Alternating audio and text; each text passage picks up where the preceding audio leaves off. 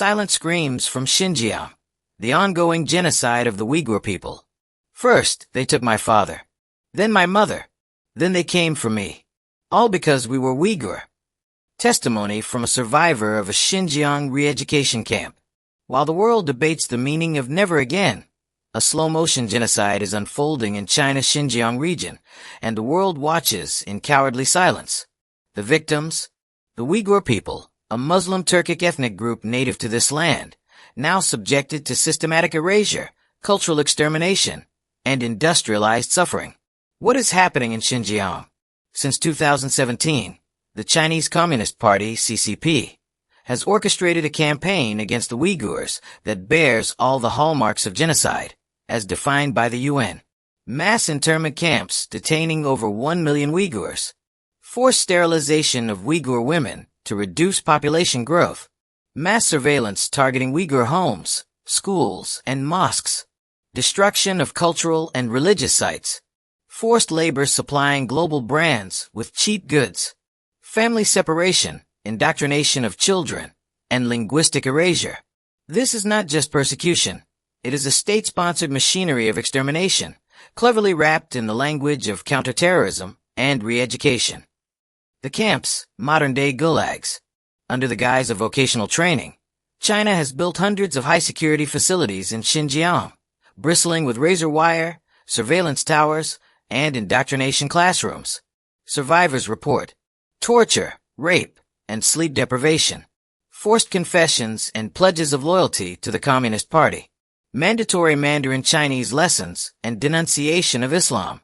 Psychological abuse and constant threats of death. Many detainees are held without charge. Their crime?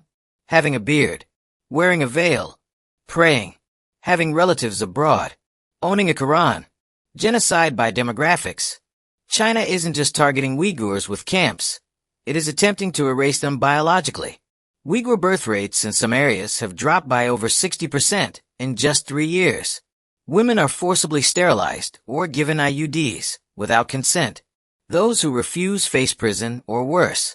This is not population control. It is genetic warfare. A panopticon state. Surveillance as a weapon. Xinjiang is now the most surveilled region on Earth. Every Uyghur is a suspect. Every mosque is a target. Every prayer a risk. Facial recognition cameras, DNA databases, and AI-based behavior trackers. Mandatory apps that scan personal content and report religious materials.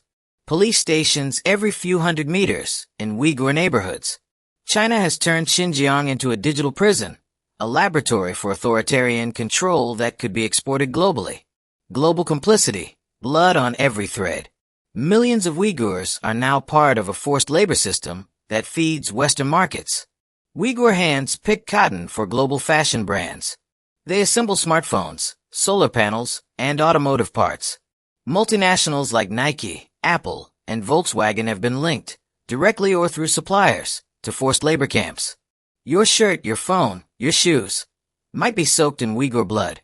This is genocide. Say it, act on it. Governments hesitate. Corporations stay silent. The UN treads carefully. But the evidence is overwhelming. This is genocide. Period. Calling it anything less is complicity. Pretending it's a domestic issue is cowardice.